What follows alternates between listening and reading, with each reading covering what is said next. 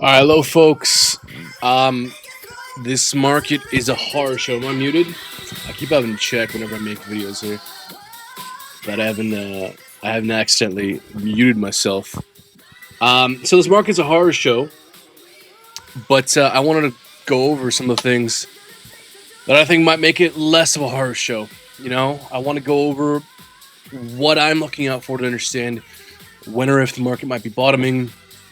What are some of the kind of things I'm adding to my watch list to buy around the bottom of this bear market, and what are some of the things I'm up to in the meanwhile, kind of to make money in the meanwhile while we wait for this bear market to happen. So, folks, let's delve into it. I think I'm demonetized off YouTube, and I'm posting a lot more on X, getting a lot more traction there than YouTube. Kind of funny.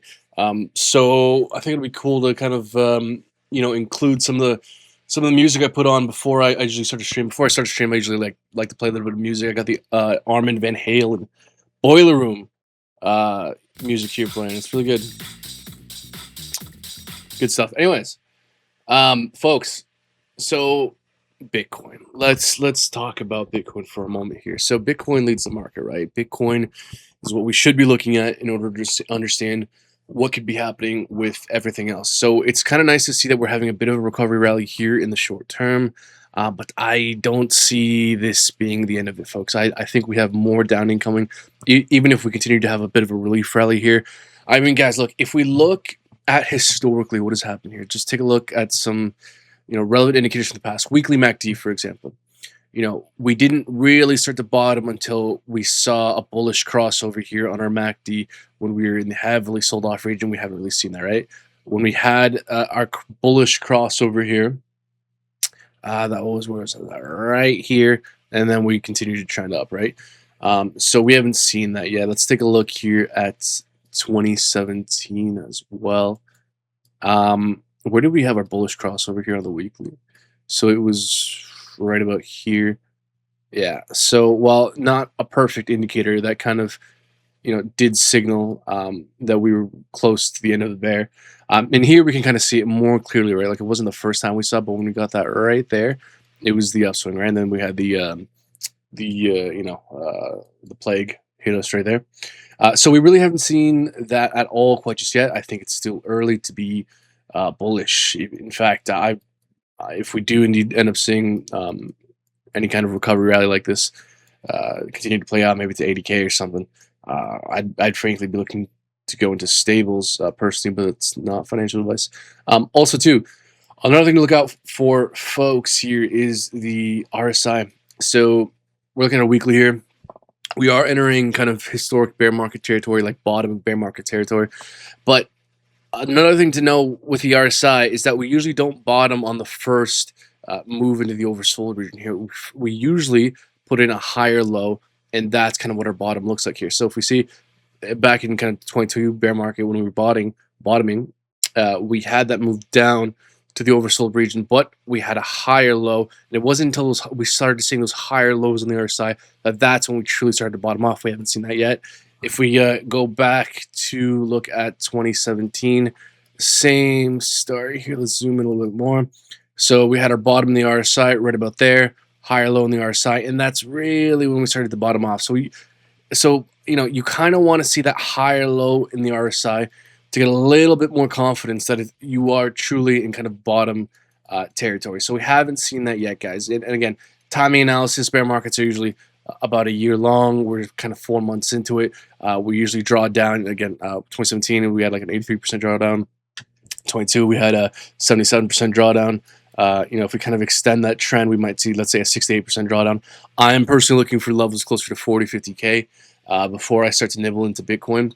And also just to address kind of my plans moving forward. Like you guys know me, I've been a pulse chain guy. I will be diversifying moving forward. I never want to be in that position again of just going all in on this one thing and getting it wrong. Because if you go in all on one thing, you can't afford to get it wrong, right? And sometimes things don't go the way you planned, right? So while I do make plenty of mistakes, I do try to learn from them.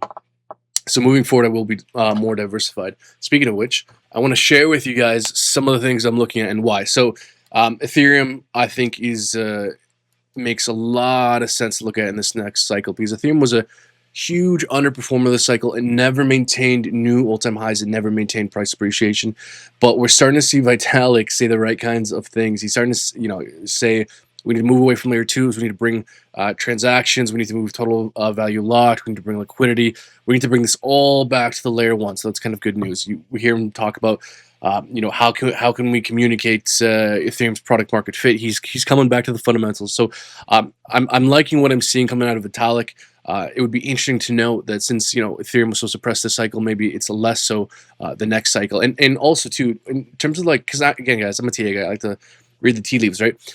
I've seen these triangle patterns play out all the goddamn time, guys, and we always see these fake outs, these breakouts from a triangle like this, and then we go back under. So wouldn't it be kind of funny if we see the same goddamn thing to the downside or whatever? Maybe we consolidate a bit here, whatever. We break down, retest, go down like that, and then start to take off, something like that, right? We see these fake outs, right? We broke out bullishly, it was a bull trap, broke down. What if we break down bearishly here, hang around these regions for the next 6 to 8 months, and then start to slowly move up? I would not be the least bit surprised if we start to see something like this. So, with this last bear market being an unconventional bear market, maybe unconventional bull market, maybe we see the same thing with the bear market, right? It being kind of unconventional. But in that regard, folks, more things that I'm keeping on my watch list here. I should get the paid version. Is Solana. Solana is sticking around, but it's breaking down massively. It's breaking down from the support level that we've maintained, this relevant level of support/resistance. I mean, throughout its entire existence. Like if we take a look at just where this level was relevant here, I mean, over here, support, resistance, resistance, resistance, support, support, support, and resistance. So this is right here around 120 bucks is a very, very important level. The fact that we kind of broke down from there does not bode well for the short-term future of Solana. I highlighted $30 here as well. We see Ivan on Tech talk a lot about $30. So who knows if we'll end up seeing something like that. But if we do definitively break down further here, we see kind of the macro, head and shoulders. This is very bearish short term. So again, while we might have a recovery rally short term here, like again, guys, for the next 6 to 8 months, it's bear market time. So I think the macro trend will be down for the next little while. So if we see new lower lows anywhere from kind of 60 to 30 bucks, I'll be looking to kind of continue to dollar cost average my way into Solana. I want to bring up Midnight as well. This is something that I've been slowly nibbling at, slowly trading back and forth. So for those of you who don't know, Midnight is Charles Hoskinson's privacy play. So the privacy play we saw kind of take off a little bit, have a little bit of a wave, have a little bit of a season earlier, but we didn't really see a huge meta. It was kind of short lived. We saw some of the privacy coins start to take off. I don't really see any other major privacy infrastructure play out there that I'm aware of. But I think Charles, with his new Knight token, is, as far as I'm aware of, the only major player in that kind of infrastructure privacy niche. As far as I've seen, I don't see anyone else playing in that space. So in terms of potential big players within that niche, if that use case were to come back in 2026, 2027, it seems to me like Knight could potentially be a big player in that niche. So I'm looking to buy dips. It's cool to see we're seeing a little bit of consolidation around all-time lows. But again, given the macro bear trend, I think we ultimately do see lower levels. If we kind of touch or hang around all-time lows again, I'll probably be looking to pick a little bit of Knight up. But really, guys, my mentality is I'll speak for myself. I'm looking to swing trade, just trade short-term stuff for the next 6 to 8 months. I won't think of really long-term stuff, holding for a few years, holding for a few months, until we pass that kind of 6 to 8 months from now. Because at that point, historically speaking, the risk of being bullish and holding longer term is dramatically reduced post 8 months from now, post that 1 year window downtrend after the most recent Bitcoin all-time high. So until then, just nibbling, just trading, swing trading. It only makes sense for myself, at least, to think about more longer term plays with Solana, with Knight, with some other stuff, until that happens. So I want to bring things back to Pulse Chain for a moment here. So you guys, if you've been following me, you know my thoughts on Pulse Chain, but Pulse Chain stuff can pump sometimes. And one of the things that seems to be not shitty, one of the biggest things on Pulse Chain is PTGC. So I wanted to kind of comment on this for a second, because we saw some big non-RH stuff on PTGC. For a while, PDAI was the biggest non-RH thing on Pulse Chain for the longest time, but unfortunately it was just exploited. It was just a broken thing. It was a great narrative, but it unfortunately just didn't work out. It's just a broken thing. It couldn't be fixed. Right. So I don't know if it's still mintable. I don't know if it's just a meme coin. We do see problems with the P copies pop up every now and again. I think we had an issue with wrapped Bitcoin not too long ago being mintable, and millions of dollars being minted out of thin air. So there's a lot of bullshit on Pulse Chain, but PTGC seems to be a standout. Peacock's another one of stuff that seems to be less trash, and it has performed in the past, right? And I don't mean to call things trash. I just Pulse Chain's such a dumpster fire. It's kind of hard. It's kind of hard not to. I'm trying. By the way, I am, without getting into too much, I am trying to be a little nicer and kind of tone down the negativity a little bit, because I am coming out with a new project. People have been nice to me, so I feel weird continuing to go down the ultra negativity route. But at the end of the day, guys, I still believe all my criticisms of Richard. They're still true. I just don't think that continuing to focus on it in the way I have in the past is really effective. It would have been nice to see the Pulse Chain community kind of rally and criticize Richard and lobby Richard and trying to get him to be on public again, but it's not going to happen. So, I got to reassess, what the best way forward is here. But anyways, just I wanted to comment on the price structure for PTGC. Well, I like PTGC in terms of a Pulse Chain play. Short term, this is something I want to add to my watch list. Short term, I'm not liking this a whole lot. We had support here. We broke down. Are coming up to get it to retest it. We don't seem to be breaking out. We're looking at a 3-day here. Let's take a look at it daily, actually. Yeah, see, we've already had 1, 2, call it 3. We've already had a few days of trying to break above this level. It seems to be having a tough time. Who knows, if Bitcoin continues to rally, maybe we break back above. But again, short term, I'm not liking that price structure. But this is something I want to just keep an eye out as a swing trade type play. If we do see recovery rallies with Bitcoin, or over the long term, once we're past this bear market phase in about 8 months or so. Also, I wanted to bring up too, when it comes to PDAI. So some people don't seem to understand. So I have this PDAI. Because some of you guys donated PDAI to me. Super cool, by the way. Thanks a lot. Man, it's funny. For all the shit I've talked about Richard and Pulse Chain over the years, a lot of people went out of their way to donate. I think it was like $300 at the time. So that speaks very highly of the people who did that. The fact that me, out of all people, received that is kind of crazy. And so again, I'm just really thankful for the people that did that. But as I've been trying to make clear in videos when I talk about this stuff, is I do want to try trading what's in that wallet there, and I've been trading it pretty successfully.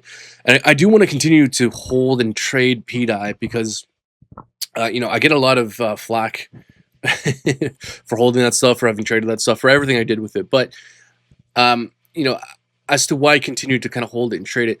Look, unfortunately, I don't think PDAI is going anywhere, guys. Somi is Pulse Chain's #1 YouTuber, and he's not letting that thing die, and he's not going anywhere. If Ethereum in a few years from now ends up being 6, 8, 10K, right, and crypto's popping off, Somi's still going to be around. It's still going to be making tons of videos, and he's going to keep this thing alive. It's like a zombie that just refuses to die. So I do think this is something that's kind of tradable, something that will be volatile, something that underperforms and overperforms Pulse in terms of its volatility when there's swings.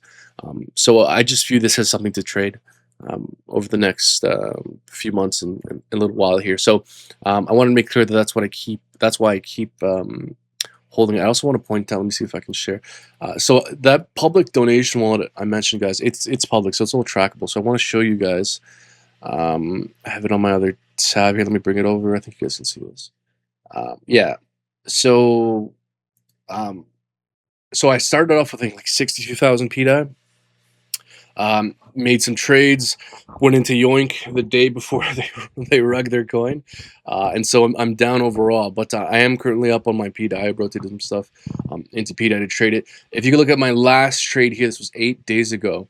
I swapped 9 mil Pulse for about 88,000 PDI, and if I were to swap it today, it's worth about 10 mil Pulse. So even though I bought PDI, I'll highlight it a little bit better here, right here, and it is down. Because Pulse fell further, I'm actually up in my Pulse if I were to trade it.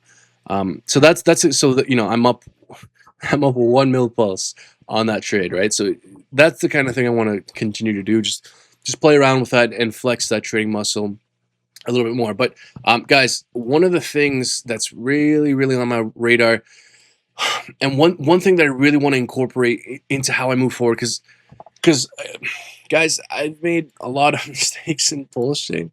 Very public mistakes for a long time. But I really do try to learn from my mistakes, and so I want to take a look at what some of the winners have been this last cycle, and try to understand what kind of lessons we can take away and we could apply, in the future. And one of the real winners of this last cycle was BNB.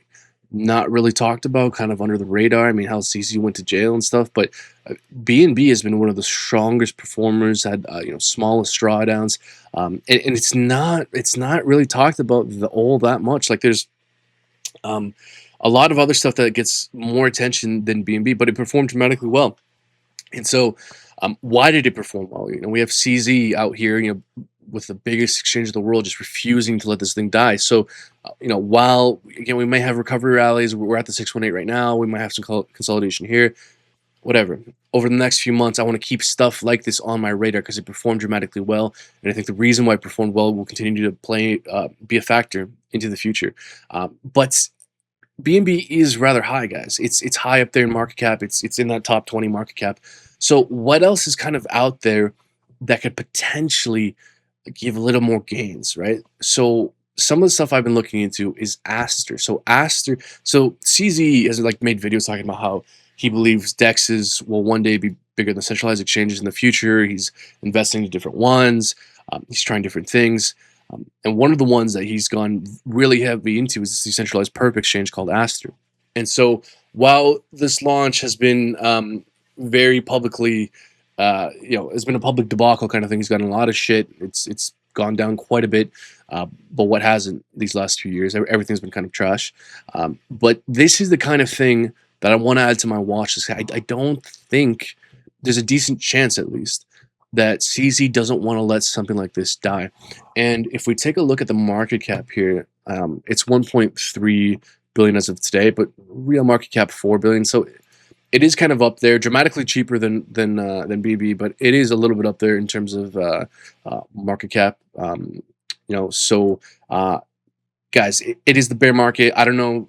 Sometimes we see things like outliers pump in the middle of the bear market, right? So I don't know if this is going to be one of those things, but I do see this as if you're looking at kind of BNB ecosystem plays, something that's kind of BNB CZ adjacent, that's cheaper, that could pump easier, that you don't think they're going to let die, that they think this is, I think this is something that they want to keep around. This is the kind of thing that could, be a performer in a few months, in a few years' time, when the market's ready to go back onto its upswing. So this is what I'm adding to my watch list. It's down like 81% from all-time highs.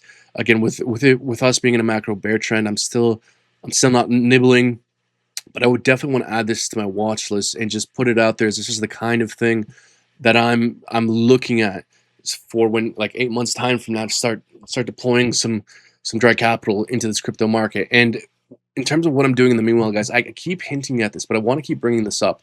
I want to show you guys something. So I've been fucking around with these Pokemon cards, right? And guys, these Pokemon cards, they move, man. Like, this is a silly children's game, but god damn it, guys, there's money involved. Like, let's take a look at this thing. So Pokemon just released this new set. you may not know what that is. Doesn't matter. Basically, like if we look at the lows here being 117 and 146, if this does a 2x back to its all-time highs about 300, like that, like that's a 2x, guys. Right now it's at 146, all-time highs 300, 2x. What is Bitcoin likely to do within the next 6 months? I don't think it's going to 2x. I don't think it's going back to 120k, 130k. But these Pokemon cards, guys, they move. I want to show you guys. What's it called? Evolving Skies. Is this the one that's on my mind? Yeah, this shit. I want to show you guys this.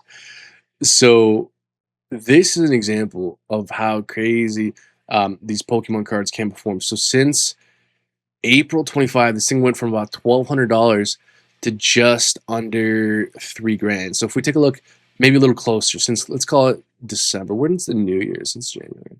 So January about $2,200, about $2,500.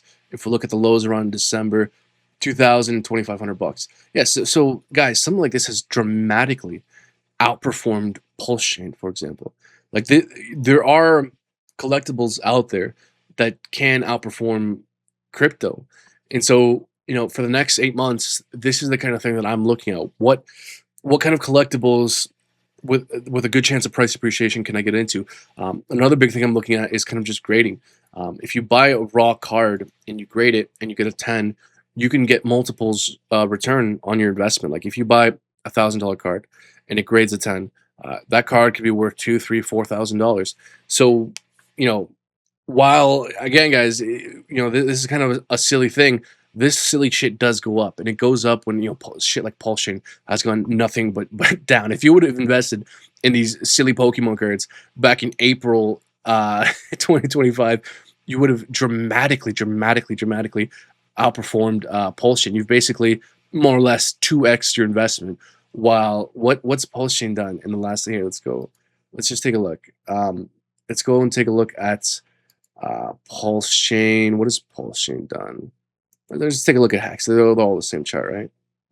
So if we zoom out here, it's loading for a second, and let's take a look here. When was April? If we take a look here at April 2025, around over here. So let's call it April. Let's look here. Let's be kind. So so Hex has gone down 70% in the same time that this thing has done a 2x. So while we're in a crypto bull market, there are Pokemon coins and boxes and sealed product that will do 2x's within short periods of time, within 6 months, within a year, roughly speaking. So that's what I'm up to. That's what I want to keep putting you guys.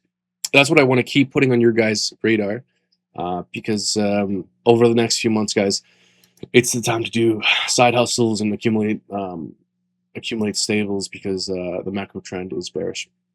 So, folks, again, before I wrap up here, I want to just make clear that very soon I'll be coming out with a project. That's why I'm trying to get more active and put my face out there. Like, subscribe, click all the buttons, share kindly, good sirs, and we'll talk soon.